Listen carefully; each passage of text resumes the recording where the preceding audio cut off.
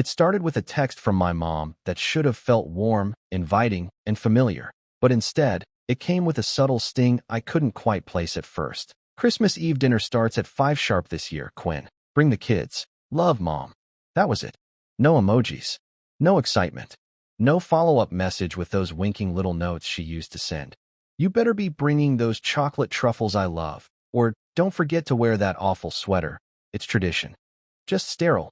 Like I was getting an appointment reminder, not a family invitation. I should back up a little. I'm Quinn, 36 years old. And if you had told me 5 years ago that I'd be the black sheep of the family, I would have laughed in your face. I used to be the reliable one. The calm older brother. The guy who bailed everyone out when they needed it. Whether it was money, babysitting, car trouble, you name it. But ever since the divorce, it's like the family quietly shifted around me and closed ranks. And suddenly I was on the outside of a circle I didn't even realize I was no longer standing in. My ex-wife, Kayla, left when our youngest, Aria, was barely 2.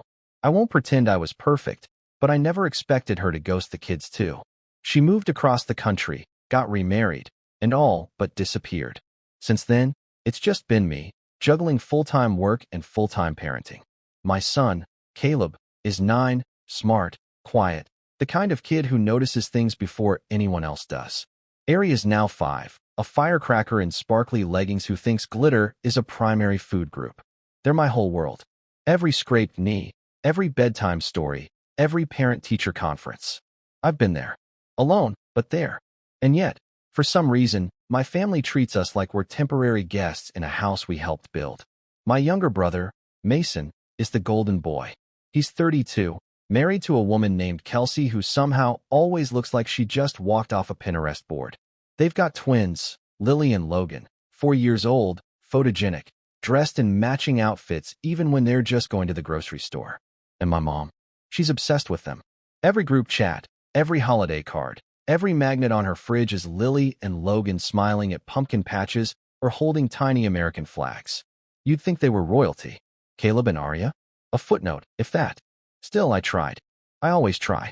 Every year I go to Christmas Eve dinner with a fake smile and a bottle of wine no one touches. I bring homemade gifts. I offer to help in the kitchen. I make sure my kids say thank you even when they get socks 3 sizes too small. I keep peace, even when I feel like I'm bleeding inside. But this year something was different. When we arrived at my mom's house, the same house I grew up in, though she'd recently redone the kitchen with granite countertops and that open shelving thing she saw on HGTV, I noticed the shift immediately. The driveway was packed. There were lights strung up with more care than I'd ever seen before. Holiday music played from outdoor speakers. The porch had little baskets of hot cocoa packets and candy canes. It looked like a Christmas movie. But when I stepped inside with Caleb holding one hand and Aria the other, the warm glow didn't quite reach us. "Oh, you made it," my mom said, more surprised than pleased. She didn't bend down to hug the kids. No cheerful, "Look how big you're getting." Just a brisk nod and a glance over my shoulder like she was waiting for someone else. I glanced around. The living room was packed. Mason's family, a few cousins, some family friends. Everyone was already in full celebration mode. Kids running, gifts stacked under the tree like a mini shopping mall display. But something was missing. Actually, several things. There were stockings hung on the mantel. Lily, Logan, Mason, Kelsey, even Grandma and Papa Jim, my mom's partner. But no Caleb. No Aria. No Quinn. My chest tightened. I said nothing. "Daddy, where's our stocking?" Aria asked, tugging my sleeve. "I don't know, sweetheart," I said, forcing a smile. "Maybe it's in a different room." Spoiler, it wasn't. We moved through the evening like ghosts. When dinner was served, there weren't enough chairs. We were told to just grab spots wherever. My kids ended up eating on the floor by the coffee table. No one made room. No one offered to swap. I crouched beside them, pretending it was a fun picnic. I kept telling myself I was imagining things. That maybe the stockings had just been forgotten.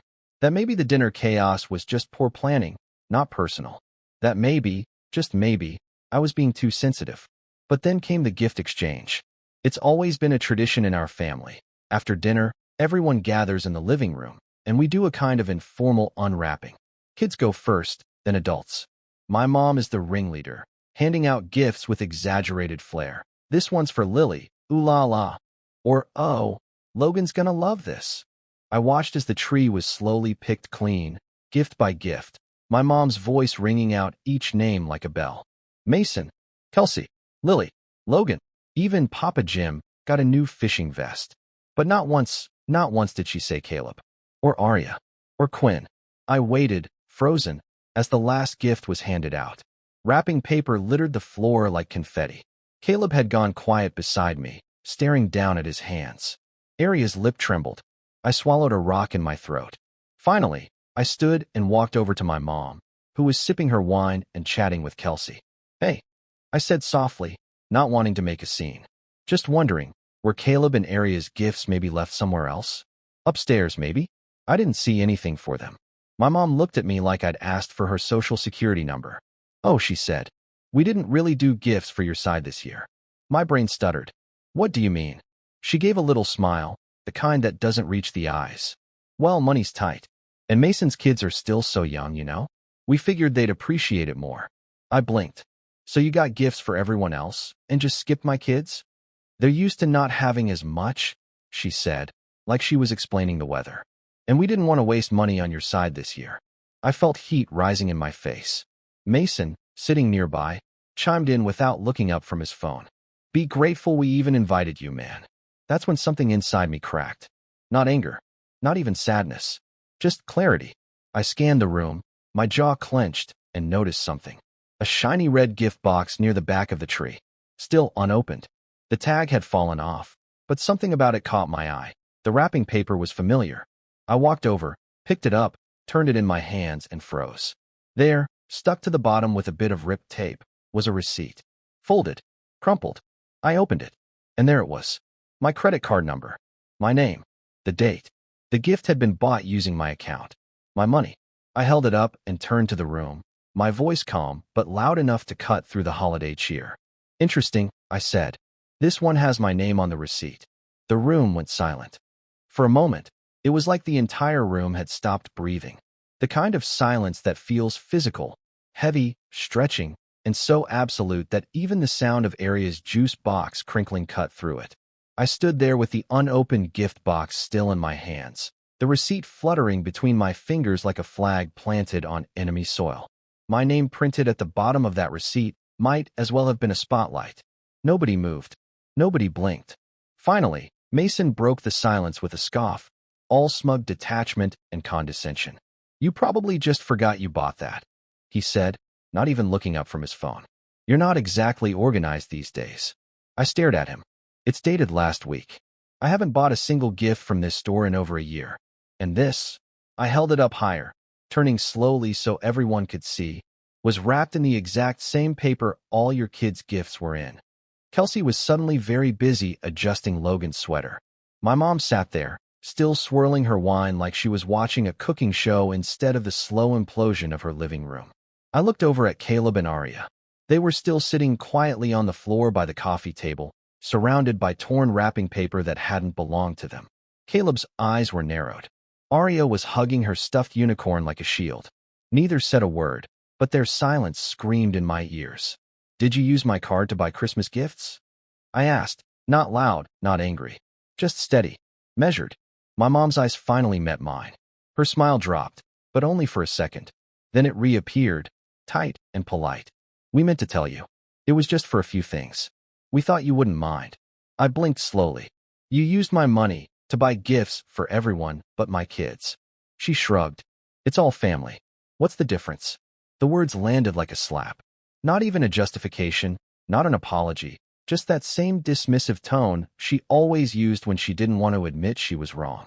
I felt it rise again, that bitter clarity.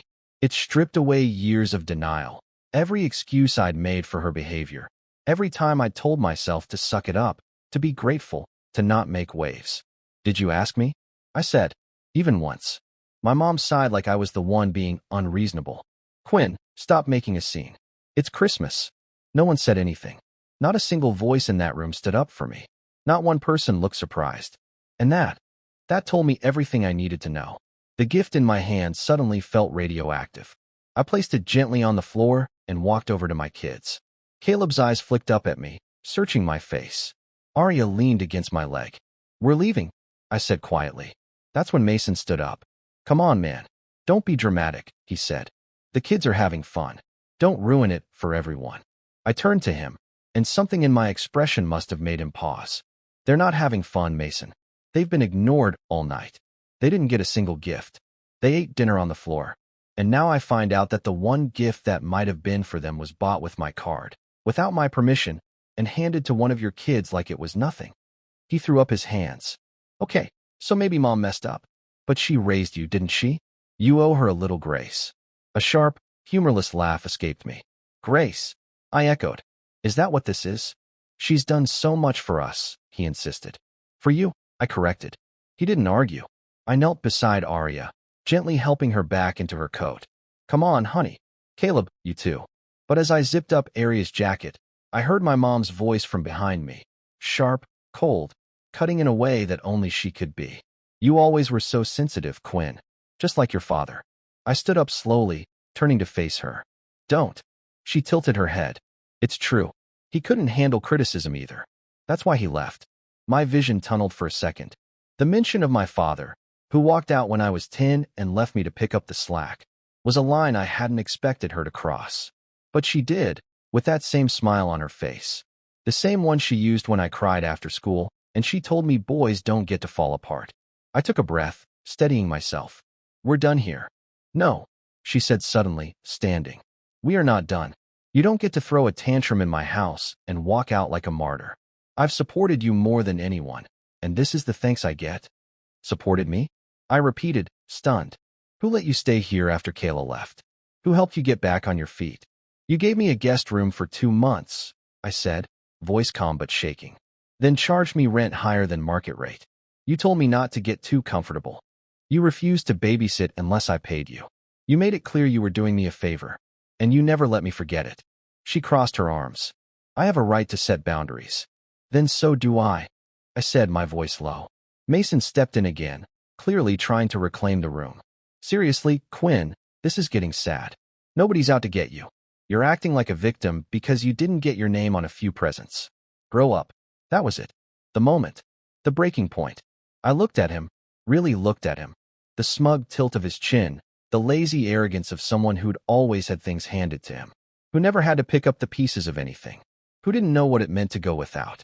And then, as if the universe wanted to twist the knife, Logan, his son, walked over, holding one of the shiny new gifts under his arm. The same one I'd found. The one with my name on the receipt. Uncle Quinn, he said cheerfully. Thank you for the race car. I looked down at the box in his hands. It was one of the expensive ones. The kind Caleb had begged me for last month, but I couldn't afford it because I was catching up on rent after a rough patch at work. The same gift I had said no to, and now here it was, bought with my money, in another kid's hands, while my own sat empty-handed. Something inside me shattered. I didn't yell. I didn't throw anything. I didn't curse or storm out or make a speech. I just knelt beside Logan, gave him a small nod, and said, You're welcome, buddy. Then I turned back to Mason. You know what's sad? I said, It's not that you think I'm playing the victim. It's that you genuinely believe you're the hero in this story. He frowned, confused. What are you talking about? You'll find out, I said simply. And then I walked out, my kids bundled up, silent and wide-eyed as we stepped into the night. The cold air hit me like a slap, but it felt cleaner than anything in that house. I helped Arya into her booster, buckled Caleb in, and slid into the driver's seat with a kind of quiet I hadn't felt in years. The kind that comes before a storm. Because that night wasn't just the end of a Christmas gathering. It was the end of an illusion. And what none of them knew, not my mother, not Mason, not even Papa Jim sipping brandy in the corner, was that I had already been planning something. Not out of spite, not even for revenge, just to protect what mattered. My kids, my dignity, my future. But after that night, it stopped being protection, and it became something else entirely. Something bigger, something none of them were prepared for. And it all started with one little detail Mason forgot. He'd used my card, my business account, and that made everything traceable. We drove home in silence that night, not because I was angry, though I was, but because I needed to keep it together for my kids. Arya fell asleep halfway home, her unicorn clutched to her chest like a lifeline, and Caleb kept staring out the window, blinking hard. I knew he wasn't crying, not exactly, but something had fractured in him. Something I couldn't patch over with a bedtime story or a kiss on the forehead. When we pulled into our small townhouse driveway, I turned off the engine and just sat there, staring at the dark windows of our home. No lights, no decorations, no tree in the window. I told myself we'd decorate together on Christmas Day this year, but the truth was, I hadn't had the energy or the budget. Between the rising rent, groceries, and fixing the old Honda, there hadn't been anything left for lights or ornaments. I carried Arya in and tucked her in bed without waking her. Caleb followed behind me quietly, didn't even ask for a snack like he normally would. When I pulled his blanket up, he looked at me and finally said, "Did we do something wrong?" I sat on the edge of his bed and held back the lump in my throat. "No, buddy, you didn't do anything wrong. Some people just forget what really matters. But that's not your fault." He didn't answer. He just rolled onto his side and whispered, "Thanks for trying." That one cracked me open.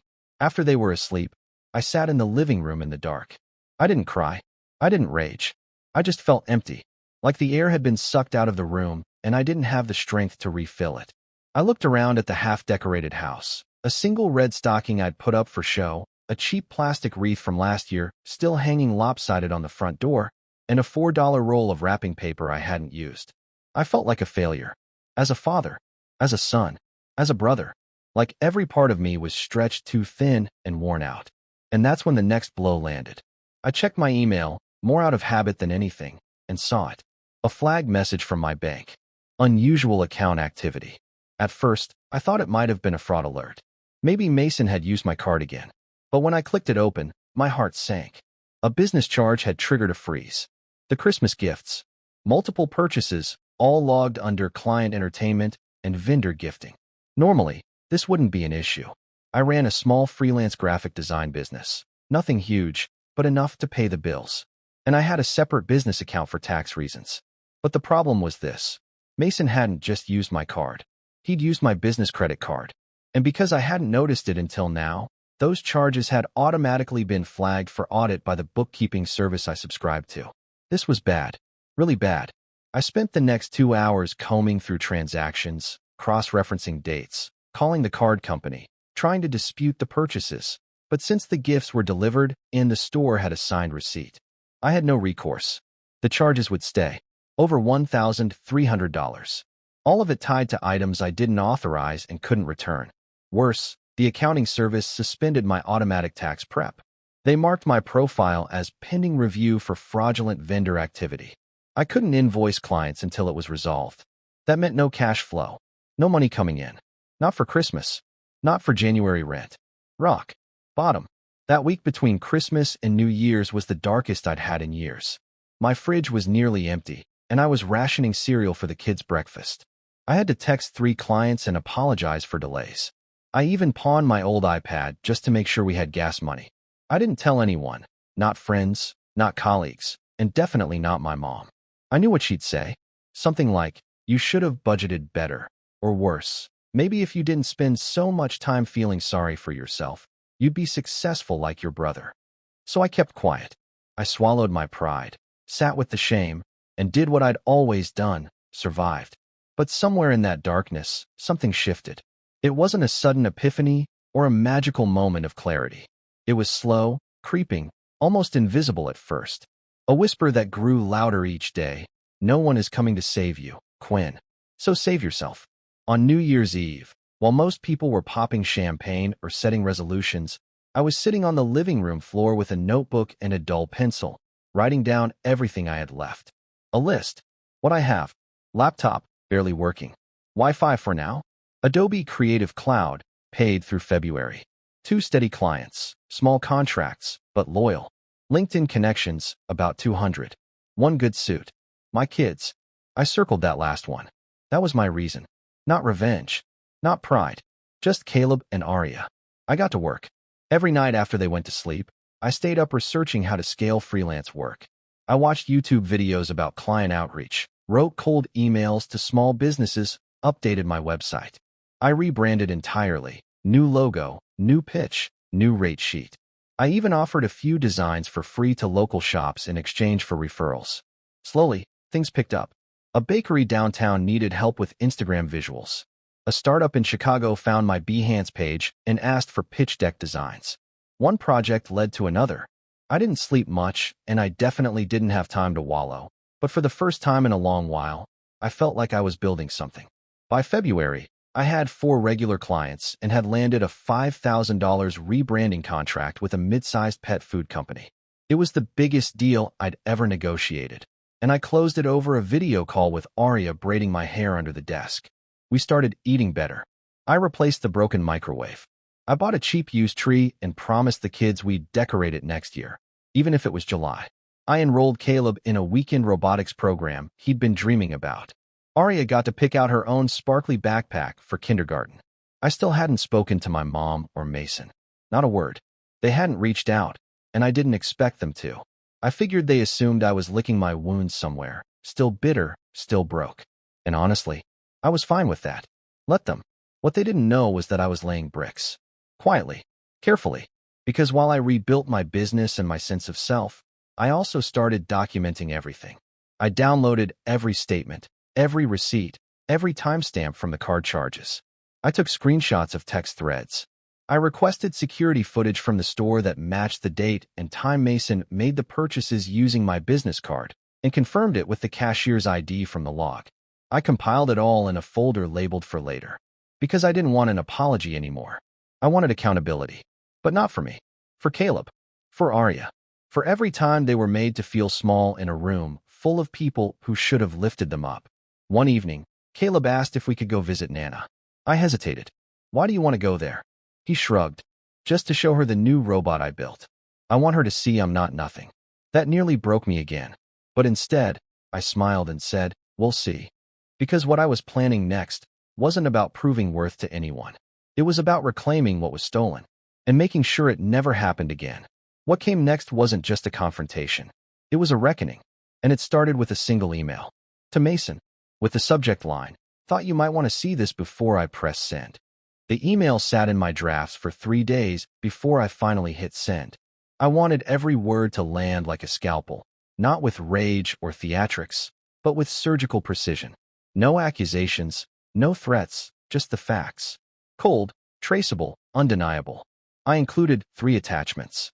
A PDF titled Unauthorized Transactions, Business Account, listing each charge made using my company credit card during the week of Christmas.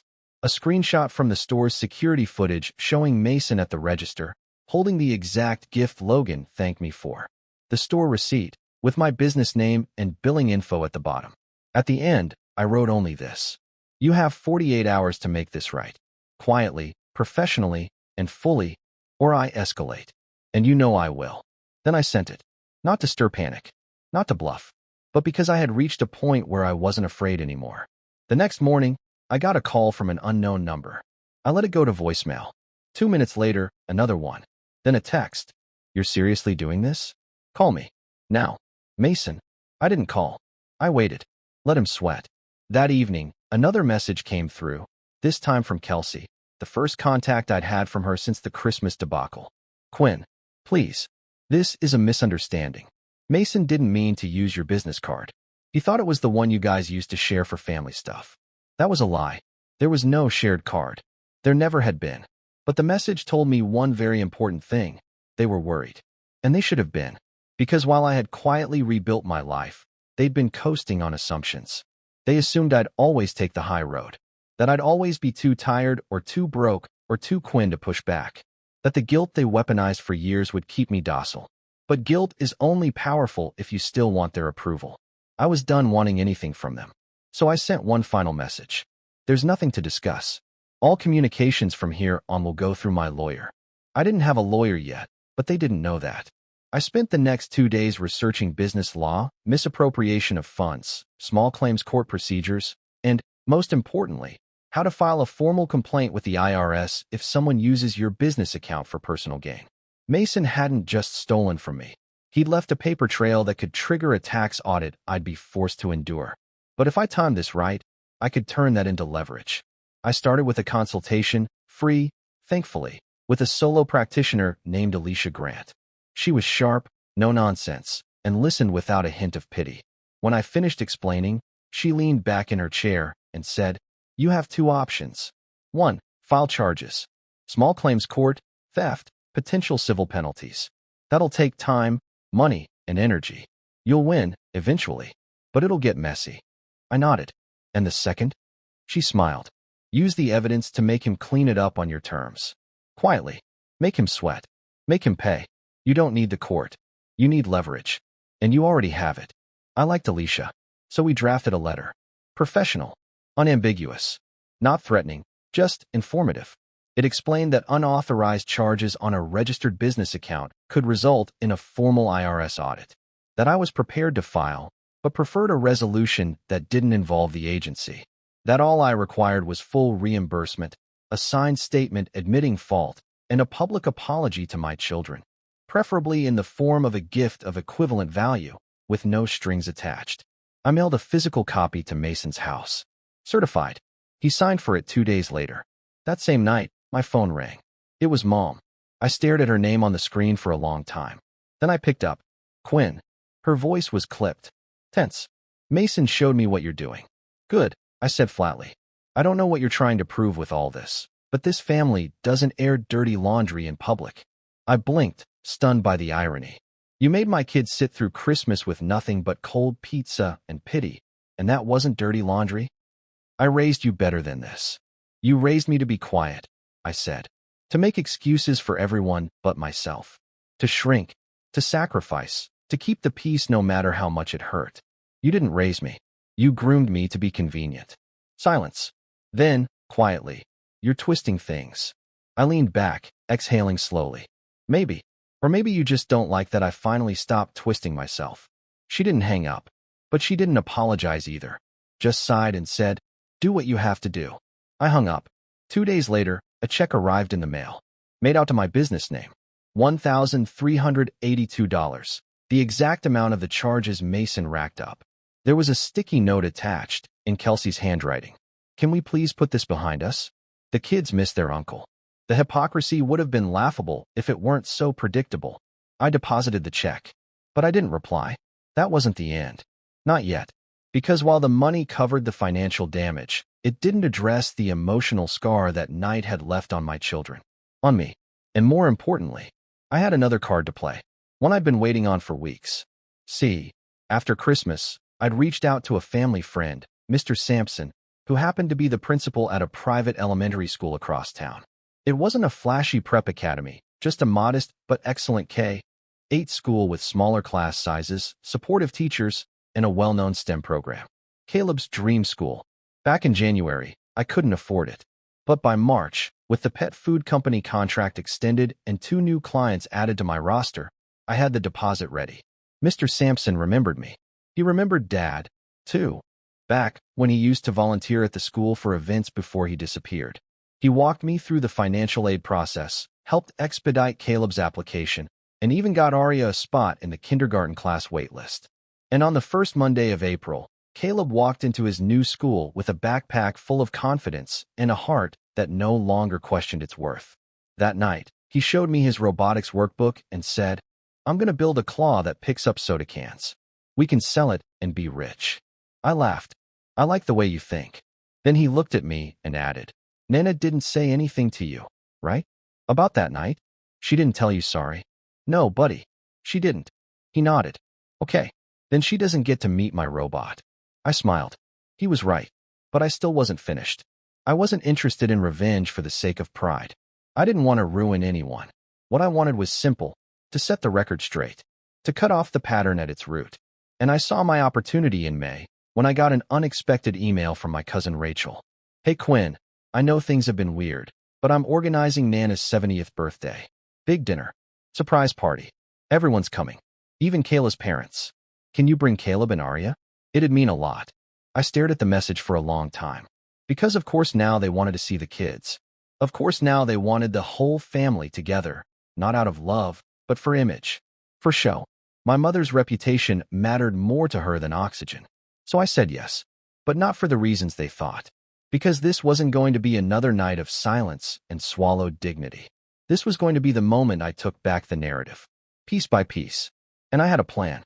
One final setup. One truth bomb with a shiny bow.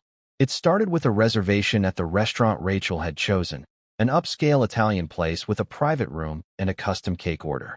I called and confirmed the booking under my mom's name. Then I casually asked, "Can I bring a slide deck? Just a short family presentation. Photos, mostly. It's a surprise." The manager said yes. They had a projector and HDMI access. No problem. Perfect. I spent the next week compiling a short video montage. Childhood photos, family events, birthdays, holidays, vacations. Everyone smiling. Everyone pretending. And then, at the end, a clip. Just 15 seconds. The grainy footage from the store security camera. Mason at the register. My name on the receipt. A quote in white text across the screen. "We didn't want to waste money on your side this year. Mom." Fade to black. Title card. Some gifts don't come wrapped in paper. I didn't tell anyone. Not Alicia. Not Caleb. Not even Rachel. Because this wasn't their story. It was mine. And I was finally ready to tell it. But not with yelling. Not with threats.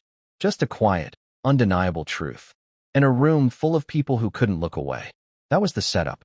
And the next time I walked into a family event, I wouldn't be holding a wine bottle and fake smile. I'd be holding the mic.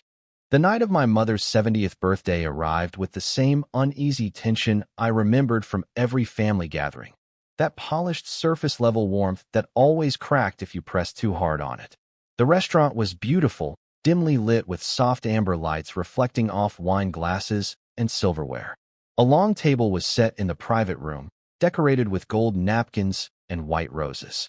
Everyone was already there when I arrived with Caleb and Aria, cousins, aunts, uncles, my mother's partner, and of course, Mason and Kelsey with their twins dressed like catalog models. My mother sat at the head of the table wearing a glittering shawl, all smiles, basking in attention. When she saw us, she waved as though nothing had ever happened. Like Christmas Eve hadn't occurred. Like that night never happened. "Quinn," she said brightly. "You made it." I forced a polite smile. "We did." Caleb clutched his backpack. Inside was his small tablet, which I had taught him how to plug into an HDMI cable. Aria held my hand with her other arm wrapped around her unicorn. Neither child stepped forward for a hug. They lingered behind me. My mother noticed but pretended not to. Mason stood up, plastering on that brotherly grin he used whenever he wanted to pretend everything was fine. "About time, man. Grab a seat." I nodded without acknowledging him and took my place at the far end of the table, the kids on either side of me. The dinner began with the usual conversation, cousins sharing work gossip, aunts whispering about someone's divorce, uncles debating politics. My mother soaked up the celebration like a plant leaning toward sunlight. Every so often she sent glances down the table at me and the kids. Curious glances. Cautious ones. But she didn't ask anything. She didn't apologize. She didn't even attempt small talk. She assumed silence meant forgiveness. She assumed wrong. When the plates were cleared and the cake was brought out, the restaurant manager slipped into the room behind me and nodded subtly. The projector was set up. The HDMI cable was ready. It was time. My cousin Rachel clinked her glass. "Everyone, before we bring out the cake, Quinn prepared something special." My mother's eyebrows lifted in mild surprise. "Oh, you did?" "Yes," I said, standing slowly. "A little presentation. Something for the whole family." Everyone clapped politely. Mason smirked like he expected a montage of childhood photos with sappy music. Perfect. I walked to the front of the room and connected my laptop. The screen illuminated the wall, and conversations faded as the first image appeared. A picture of my mother holding me at age 2, smiling. Then a picture of Mason and me as kids in the backyard. Pictures of holidays long past, our father before he left, cousins who'd grown up and moved away. Everyone murmured fondly. My mother dabbed at her eyes. It was soft, nostalgic, comforting. Exactly what I wanted. Then the final slide faded in. A title card, Christmas Eve, 3 months ago. My mother's smile froze. Mason shifted in his chair. The footage began to play. The grainy clip of Mason at the register, laughing, swiping my business card. The receipt zoomed in clearly, my business name displayed at the bottom. My business card. On Christmas gifts. Then came the audio clips I'd added, my mother's voice saying, "We didn't want to waste money on your side this year." Mason's voice layered in. "Be grateful we even invited you." The room went dead silent. Someone gasped. An aunt whispered, "Oh my goodness." Another muttered, "What is this?" I let the video play in full. It wasn't long, only 30 seconds. Just long enough to shift the entire temperature of the room. When it ended, the screen faded to a final line. Family is not built on blood, it is built on dignity. I let that hang in the air. Then I turned around. My mother was pale, her lips pressed tight, eyes locked on me with a mixture of shock and anger. Mason was red, fists clenched, sitting forward like he couldn't decide whether to yell or hide. Kelsey looked like she wanted to disappear. I stepped aside so everyone could see me clearly. This, I said calmly, is what my children and I walked into on Christmas Eve. No gifts, no stockings, no chairs at the table, and the one present bought with my money, given to someone else's child. My mother opened her mouth, but I raised a hand slightly. Not aggressively, just firmly. Not yet, I said quietly. She froze. I continued. I didn't make this video to embarrass anyone. I made it because the truth matters. And because my kids deserve to know they weren't crazy, that the way they were treated wasn't normal, and that they deserved better. My voice didn't tremble. For the first time in years, it didn't shake or soften or shrink. Family does not get to decide some children matter less, I said. Not anymore. Finally, Mason snapped. You're blowing this way out of proportion. It was just Christmas. It wasn't personal. You're making us look horrible. You made yourselves look horrible, I said. I just pressed play. My mother found her voice thin, brittle, and sharp. Why would you do this on my birthday? Because birthdays, holidays, every celebration, they've always been about image. About pretending. And you always expected me to play along. Smile. Stay quiet. Make excuses. I paused. But your silence that night taught me something important. The only people I'm responsible for protecting are the two sitting at the far end of this table. Dozens of eyes turned toward Caleb and Arya. Caleb lifted his chin. Arya squeezed her unicorn. My mother's voice wavered. Quinn, you could have talked to me privately. I tried, I said. You dismissed me. Again, and again, and again. I gestured toward the screen. This wasn't about me. It was about them. And if this is the only way you hear it, so be it. One of my uncles cleared his throat. You spent your son's school tuition money on Christmas gifts that weren't even for his kids, he asked Mason. Mason turned redder. I didn't think it mattered whose card I grabbed. So you admit it? I asked. He glared at me. You're making this worse. You're tearing the family apart. No, I said softly. I'm finally holding it together. This time, the silence wasn't avoidance. It was agreement, realization, even shame. Several relatives who had never spoken up for me before were shifting uncomfortably, glancing at my mother and Mason like they were seeing them for the first time. My mother stood abruptly. I'm done with this. Her voice trembled. This isn't how families handle things. I shook my head. It's how healthy families handle things. With accountability. You've always been dramatic, she snapped. Always playing the victim. Enough, I said, but not loudly. Just with finality. She stopped mid-sentence. I'm not a victim, I said. I'm a father. And I'm done letting my children feel second class in a room where they should have been cherished. I unplugged my laptop, closed it, and looked around the table. For anyone who wants to be part of my kids' lives, you're welcome to. But it will be on equal footing. With respect. With intention. And with boundaries. I paused. For anyone who doesn't, that's fine. We won't lose sleep. Then I reached into my bag, pulled out a small folder, and handed it to my mother. Inside was the certified letter Mason signed. The reimbursement check copy. Every proof of the charges. Everything neatly organized. This, I said, stays between us. I won't file anything. I won't escalate. I won't burn the bridge. But I won't be walking on it unless it's rebuilt. My mother looked down at the folder like it weighed 1,000 pounds. Nobody spoke. Finally, Caleb's small voice broke through the tension. Dad, he whispered. I turned. Can we go home? I smiled gently. Yeah, buddy. We're done here. I took Arya's hand. Caleb grabbed my coat. We walked toward the exit together. Not one person stopped us. Not even my mother. Outside, the cold air hit my face like a reset button. Arya wrapped her arms around my leg. Caleb leaned into me. You okay? I asked. Caleb nodded slowly. You didn't let them make us small. I felt my throat tighten. Never again. What happens now? He asked. I looked down at both of them. These little humans who had watched me fall apart, rebuild, and finally stand tall. Now, I said, now we make our own traditions. The restaurant doors shut behind us with a soft click. And for the first time in my entire life, I didn't feel like I'd walked away from a family. I felt like I'd walked toward one. The one I'd built. The one that mattered. The one I'd protect forever. And that was the moment I understood.